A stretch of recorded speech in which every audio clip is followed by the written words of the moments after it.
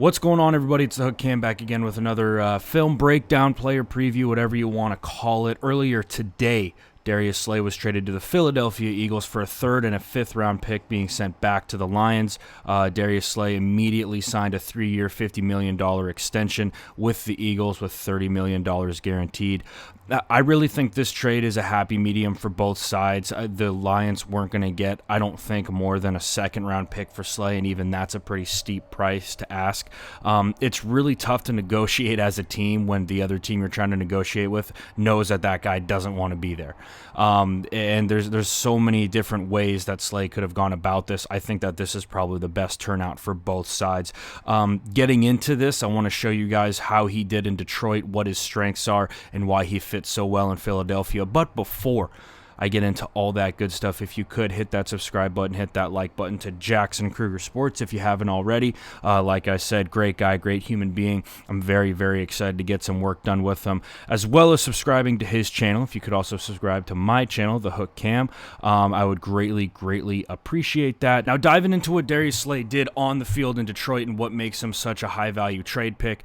This first clip right here, the Packers actually catch Detroit in something that they don't want to be in. They're dropping into a cover two, as you can see right here.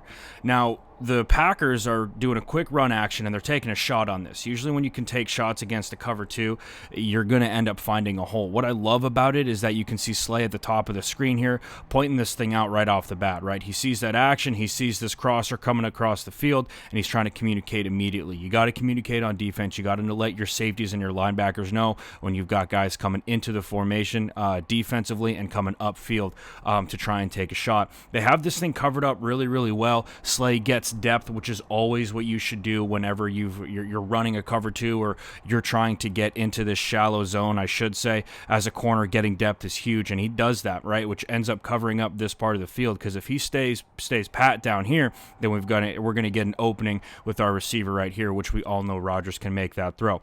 Now, the second half of this that I love is the fact that Slay, before anybody else, sees that we got a back wide open on the sidelines, right? And if we complete this ball, if Slay's not paying attention, there's some massive yards to be gained with this. Recognizes it, he comes up, makes a play on this thing for a minimum 5 or 6 yard gain. Love the ability to recognize what's going on, also recognize where their coverage is stressed and where he can come up and make a play. That's really what we saw, what I saw zone-wise. I'll get into a couple other zone clips on this. Now, with Patricia's defense, he's a big cover one guy, right? And we've seen this time and time again, especially with his time in New England. He loves to run cover one and really just kind of have his backers hang out, pass off anything in the middle. The clips with him against Amari Cooper are phenomenal, and they're very, very good film on Darius Slay. So he's at the bottom of the formation here, matched up with Amari Cooper, who we all know how good he is as far as route running goes and being able to create separation.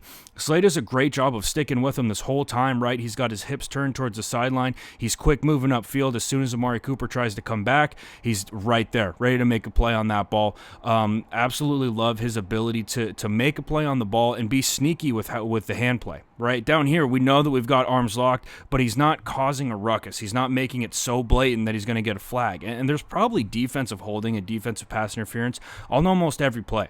But it's about how sneaky and how sly you can be with your hands and how you're able to make a play on the football, which he does there.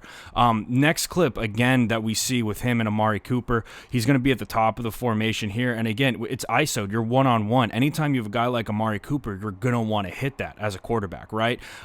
First things first that I love about this is that Slay does some subtle things that help so much, right? Amari tries to stem this thing inside, just that quick jab step, boom, right there. Trying to get hips turned from the corner, which Slay doesn't bite on, right? He's still pretty pat. Yes, we have a little bit of hip turn, but not that much. He's able to press and then flip his hips again and get upfield. Not only that, but we're also pushing Amari Cooper towards the sidelines, which limits how much space he has to work with. Now we've got him in exactly the position we want him, right? You want to throw that back shoulder? Go ahead, try and throw it, because we're all over it. Really, really good play from Slay there. Getting upfield, getting vertical with Amari. Again, he's physical. He's going to get his hands in there, but he's not going to get called for it. That's what I love about this. Making a big play on the football, he's fired up about that. I would be as well. This is one of the things, moving on to this next clip with Darius Slay, and having that corner that literally has the ability to lock up with whoever the number one guy is on the other team, right? And that's what Darius Slay brings. He's that true number one corner where you can be like, hey, who's their best receiver? Who are we playing this week? If it's Philly, you're going to be seeing the Eagles, if you're going to be seeing the Cowboys twice a year. So you're going to be seeing a lot of Amari Cooper, especially with that fat deal he just signed.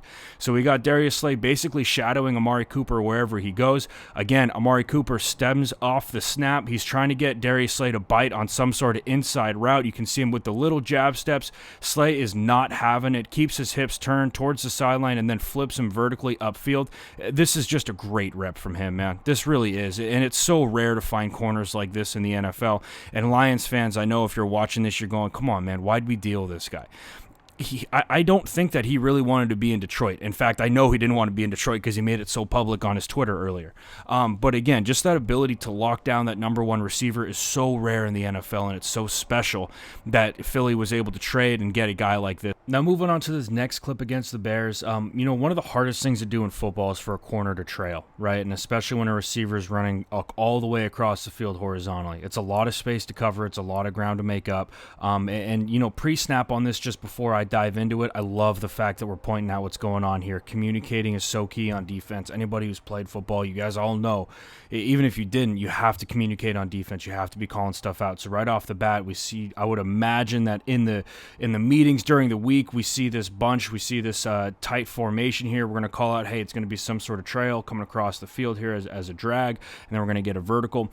He's either calling out right now, hey, I'm taking the crosser, or he's telling the safety, hey, be ready for anything coming across the field. Now, what I love about this is that he immediately bails and he's trailing, right?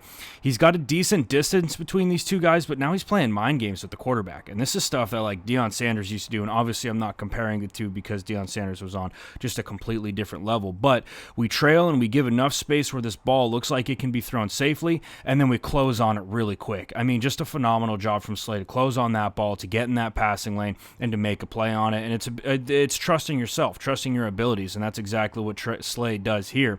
And it's something that's going to be very key because the Eagles run a ton of cover one, as we're going to see when we dive into the Eagles film. But again, Slay, his ability to run with corners, he's pretty fast. Like I said, physical, fast. He's exactly what you want in a true number one corner. And then here, like I said before, he's going to be going up against the best receiver every day, right? Or every game, I should say.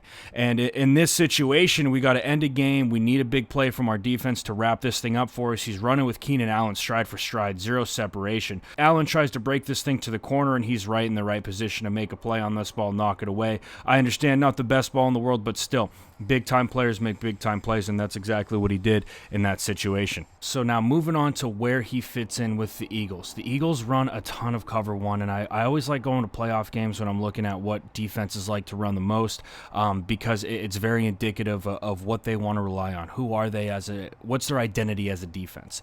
And in this situation against the Eagles this year in the playoffs, we all could see, hey, we're a cover one team. That's what the Eagles do. And in this situation, right, we saw DK Metcalf have a game against the Eagles. I don't mean to bring up old scars for you Eagles fans. I'm just trying to show you guys where Darius Slay can help out on this in this game, in a game like this. So number 31 at the top, I believe that's Jalen Mills.